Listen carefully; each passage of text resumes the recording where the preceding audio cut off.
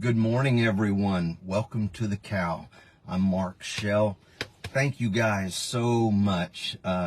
Every Sunday morning, many of you just keep on chiming in, or you watch it later in the day. But either way, I hope it something has been studied out that has sparked a thought in you to better your life. God is not a respecter of person. He wants us to live the best life that we can. And I've been talking for several weeks now about happiness.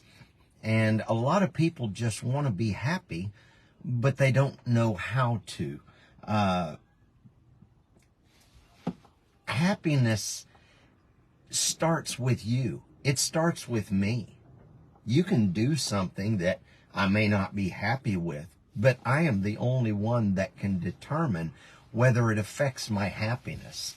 And so that's what we've been talking about. And today I want to go just a little bit farther, seeing the shape and how in the Middle East, all the horror that is going on by a group of people, and they're fed by some of the narcissistic, asinine political rhetoric from some government officials. And for my friends there in the Detroit area in District 13, for God's sakes, pull your head out. Don't vote for Rashida Tlaib. Oh my God. You're just asking for it. Just maybe pray about your vote. And if that was too strong for you, sorry, but that's just me. I want to show you today happiness. We are only as happy as our decisions in life allow us to be. You know, decisions have affected whether I've had a good life or a not so good life. Decisions, my decisions. And so one of the greatest things about having the power to choose is that if you don't like the place you're in your life right now, you can change it by a decision. You are a good decision away from being happy. So what's the deal with some people struggle making good decisions? And a lot of that, I've done it, you've done it, everybody's done it. As you grow older and hopefully a little wiser, we make better decisions. I don't make the same decisions at this stage in my life that I made as a teenager. They are different decisions. And so decisions are literally the driving force that got you where you are today. Not everything in life that we go through are things that we ask for, but decisions are a demand on something to happen. And so if your decisions are not really in line with you being happy in life, then it may be a good thing to just check this out this morning, and I hope it helps you. But how do I say this? And I like to study this stuff out psychologically too, as many of you know, not only scripturally, but psychologically. And they say that about 70% of decisions are based on emotional factors, and only 30% are based on rational factors. If we would make a decision that, hey, you know what? I'm going to make the right decision here. Now, it's not going to be the easiest thing to do, but a good decision is one that has lasting effects you want to live with. A bad decision has the same lasting effects, but you don't want to live with it. I mean, dear God, look at what's happening in Israel right now and at the Gaza Strip. You've got every numbnut that would come out of the closet right now. And I know it's a bad thing. The war is It's a horrible thing. And I hear everybody, newscasters, preachers, especially the end-time eschatological teachers of, well, Jesus is coming any minute. Well, no. I mean, if that's your faith, that's fine. You hang with what makes you happy. But I'm not the guy that's just going to say, man, I wish they'd stop this war. I want to know why it started. Well, you don't know, but no. Somebody, one person made a bad decision thousands of years ago. And that one bad decision has had a lasting effect. What you're watching on the news today of what's going on in the Middle East is all because of, you remember hearing this song in Sunday school, Father Abraham had many sons had Father Abraham. Well, yeah, he did. And the problem was he had one too many. Because, see, God, let's just go to the root of the problem, because some of you are blaming the devil for what you're going through, and the devil's saying, hey, I'll take the credit, but I didn't do it. It was your bad decision. So we don't live in fear of making bad decisions. We want to be conscious to make better decisions. And yes, if Abraham would have kept his robe down or up or closed, you know, when God told Sarah, he said, hey, there is a seed going to come through you. And she laughs her butt off there in the tent. And God's like, what are you laughing about? Well, you know how old I am. My womb is dried up. But see, that's God speaking. What promise has God given you that you said, well, maybe that was just me wanting it, and here, I'm going to help God out? Abraham tried to help God out. Bad decision. Bad decision. And so Hagar, Sarah's servant girl, Egyptian, she hooked up with Abe, you know, and Sarah's thought, well, that's cool. We'll make it happen because we really need to help God's plans out in our life. And so we'll start making decisions. And sure enough, they had a son, Ishmael. Now, what you're seeing in the Middle East is Isaac and Ishmael fighting all over again. My God, it would never be happening if he hadn't have made a bad decision. People, we've got to realize that our decisions are so powerful in this life. They will affect your kids and your grandkids and generations long after you. Okay? Now, Abraham made some good decisions, and we're living out the benefits of him leaving his father and mother. And we're living out the good decisions of Moses going to the promised land. But some are still living out his bad decisions. And so I just want to show you this very expeditiously, but we are one decision away from a happy life or a hellish life.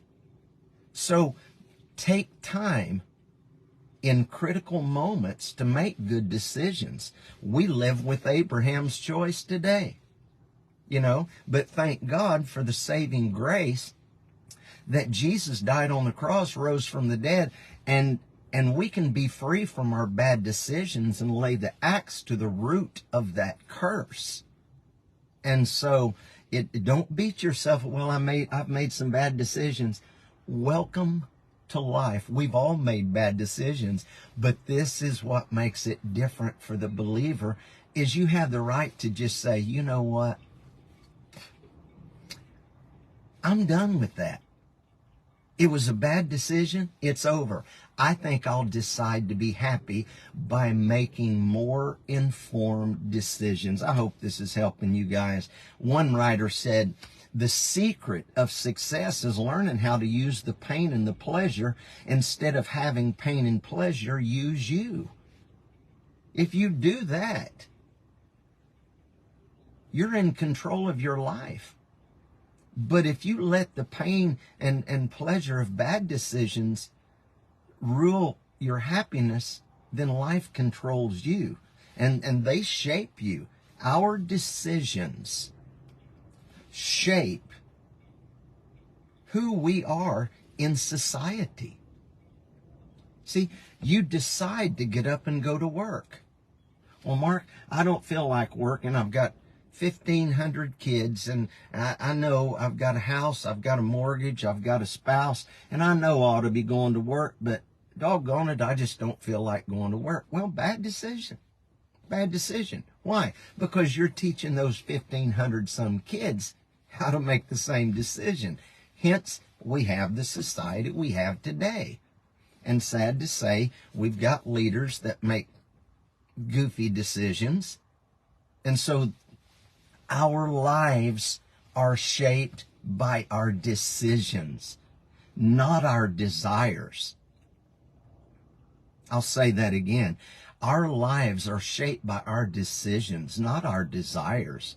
You can want for the best, but your decisions are going, and I'm seeing you guys chime in, and thank you so much for listening. But I like to talk about relevant things, and it's just plastered, all over the news. And you appreciate the well-wishers. Hey, our thoughts and prayers are with you. Well, crap, you wouldn't need the thoughts and prayers if Abe would have kept his robe closed. Just think about that. Just think about that. And so I am strongly encouraging you. You can redefine yourself, even starting today, with better decisions. And because they literally shape you, and they have shaped me into who I am. Have you ever been told, well, I'm getting a little out of shape? Well, not just physically. What you're saying is, yeah, my life's getting a little screwed up. I can't go back and, the devil did this, devil did that. No. We have to look at our decisions. So I want to help us this morning, just fundamentally, to make the right decisions. You hear me? I am not saying you will forever make the right decision, but you will be more conscious than ever before of making the right decision. And so our decisions are really just made out of our emotions. So people who are emotionally unstable, well, what do you mean, Mark? I don't mean they have to be on medication. Emotional instability is when you just can't control your fear. You can't control your anger. You can't control your jealousy. You can't control your hatred. You can't control the negative things about you. Hence, you make bad decisions, because what's conceived in the heart comes out of the mouth, and your mouth is your language in the Hebrew. And there's 3 languages we have as every human being, 2 of 3 anyway. We have speech, we have attitude, and we have action. And so our bodies, our minds, and our mouths are a description of our attitudes, of our decision-making ability. And so choices are the results, really, that satisfy self. And so if myself is out of control, I'm going to make some bad decisions. Abraham and Sarah, I believe they genuinely tried to help God. And then one day, Ishmael, he's grown up, Isaac's grown up, and Sarah looks out the kitchen window. She looks out, and she sees Ishmael making fun of Isaac.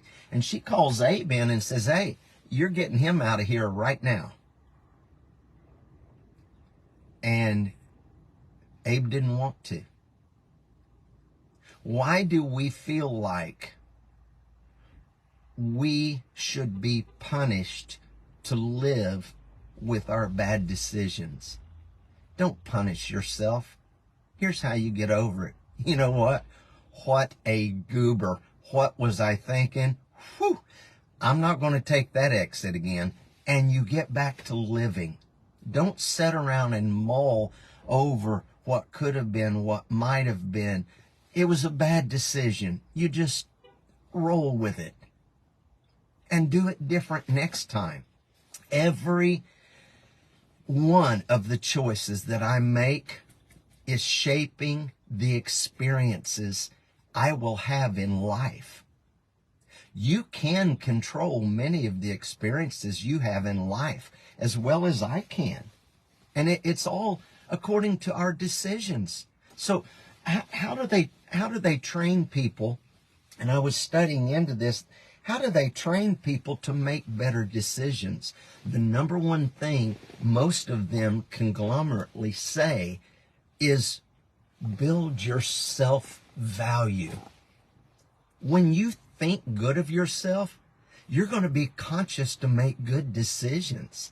If you are an insecure person, number one, you usually tend to be a control freak because you're afraid of losing something, someone.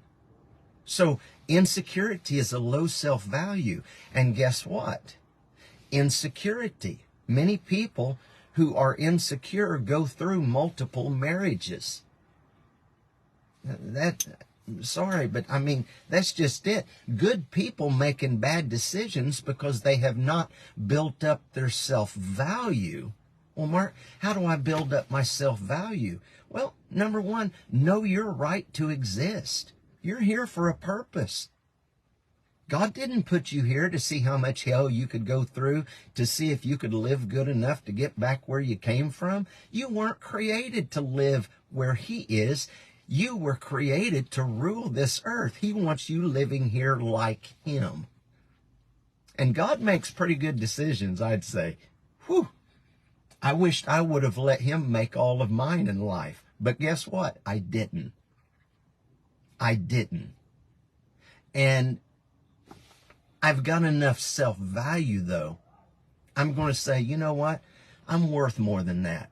So I'm not going to let that decision bring me to a place where I can't control my anger, I can't control my rage, I can't control my peace, my joy, or my happiness. So every decision we make is based on our values, and that shapes our life. And choices, how do I put this? Choices are so powerful because they can rewrite your destiny.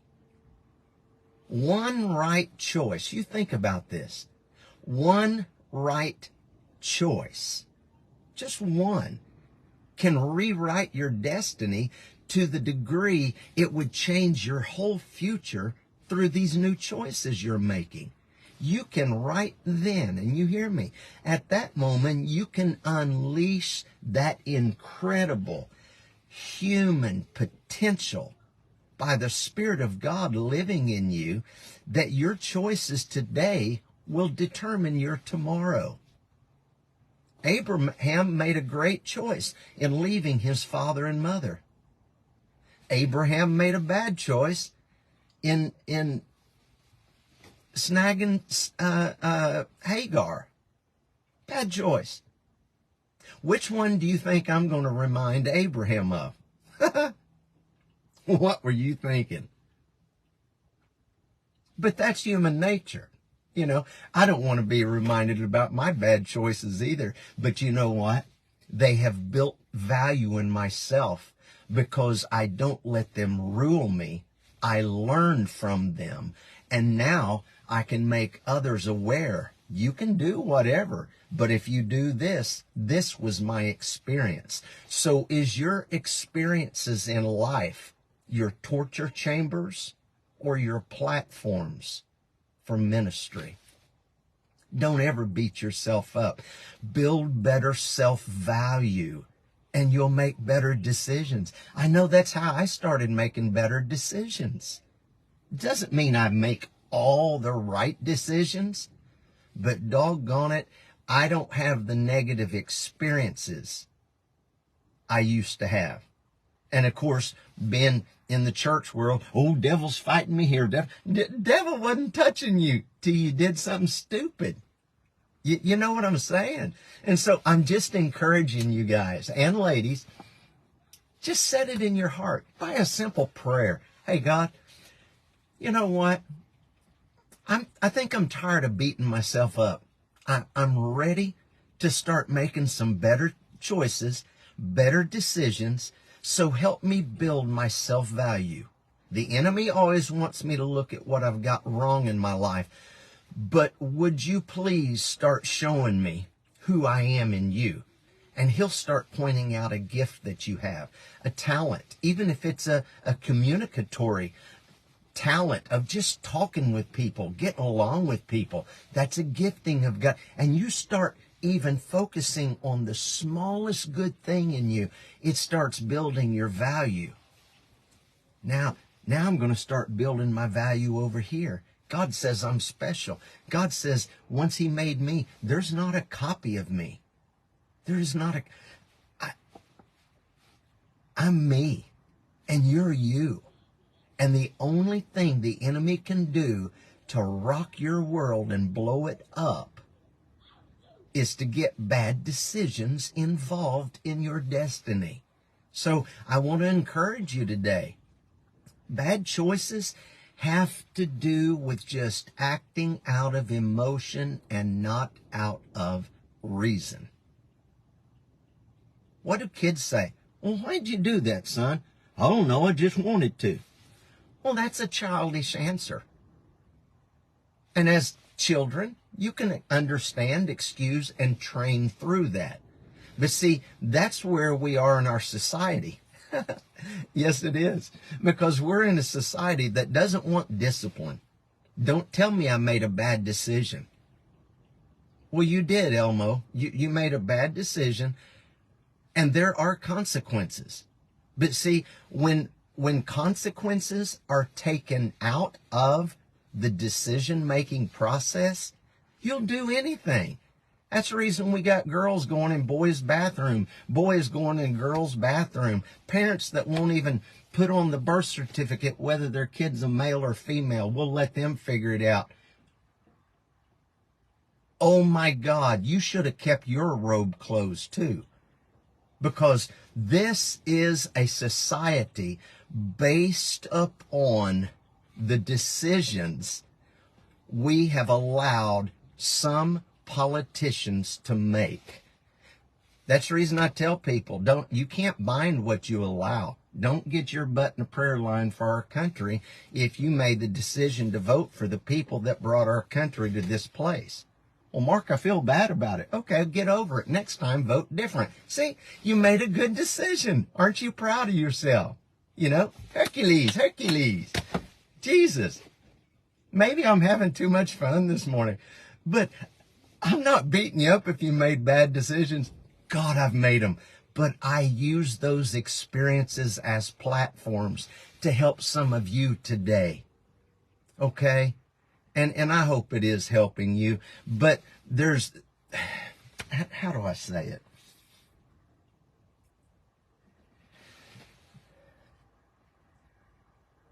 There is a reason God has you on this planet. And it's not just so you can get saved and live right. Let's get over that. It's because we're to be examples. Examples. Not only of people that always make good decisions, but we are people that knows how to use our bad decisions to lead others to the right decision. And so I don't know what all decisions you've made in life, but I'll guarantee you they weren't all A+ on the rating system. I know mine weren't, but I learned from them. And I really feel that in my heart this morning. Please, ma'am, quit beating yourself up. Sir, quit it. You're worth more than that. You are worth more than that. Confidence in who you are is how good decisions in life are made. And so, you know, even I was studying out, if I can remember it, genetic studies have confirmed this, that the ancestries of the Jewish and the Arabic inhabitants of Palestine are very similar. Geneticists have concluded that the people living in these regions share a common ancestry through people groups living in the Palestine territory. Now that got me thinking, okay, how did these two come so close? Because Hagar was of the Egyptian descent, the Arabic. Abraham was of the Jewish.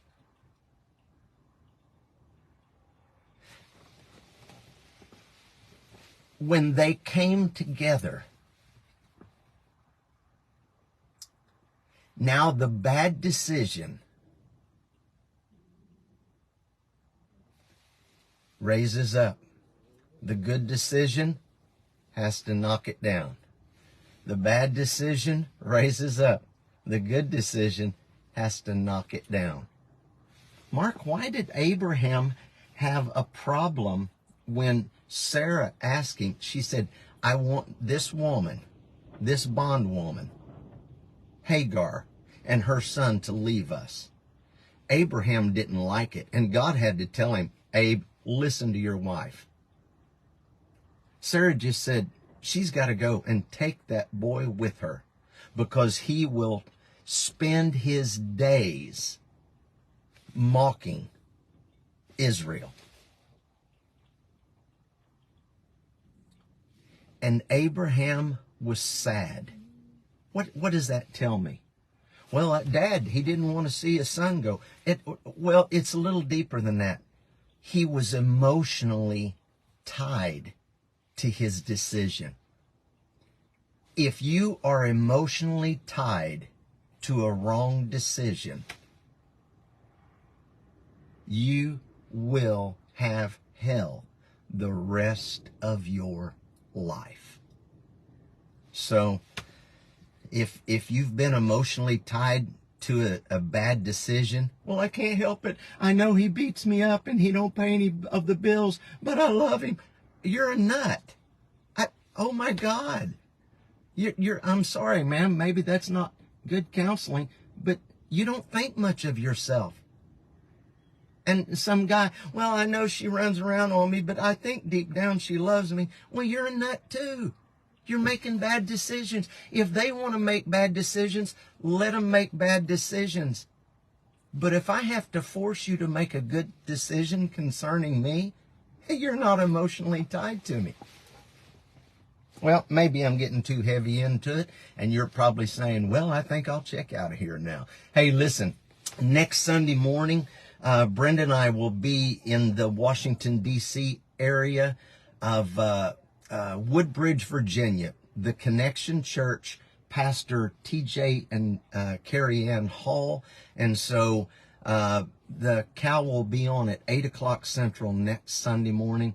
And then I'll tell you, I think it's Tennessee from there, and then Austin, and then Missouri. Then I don't know. I'll let you know as we go. But anyway, thank you guys so very much for checking this out, chiming in, and just being a part of the ministry. It's such a blessing. And I will look forward to seeing you next weekend. And if y'all have any questions, any comments, feel free. I mean, I really don't even know how to use the Facebook thing. I know how to record these and post them. Boom, that's it. So if you don't see me respond too much on Facebook, it's not out of a lack of desire. I'll just be honest with you. It's a lack of desire to increase my knowledge how to communicate textually through the Facebook application. So I do like email, though. markshellministries@gmail.com. If you've never checked out the website, go to markshellministries.com. If you've thought about, considered being a partner with the ministry, I pastor a lot of people online because they haven't found a place to hook themselves up with. But then we are the church. But whatever you guys do, thank you so much for all your support. I love you guys. Be sure and pass these videos around, especially to those in Washington, D.C. All right. Y'all have a blessed day. I'll talk to you next week.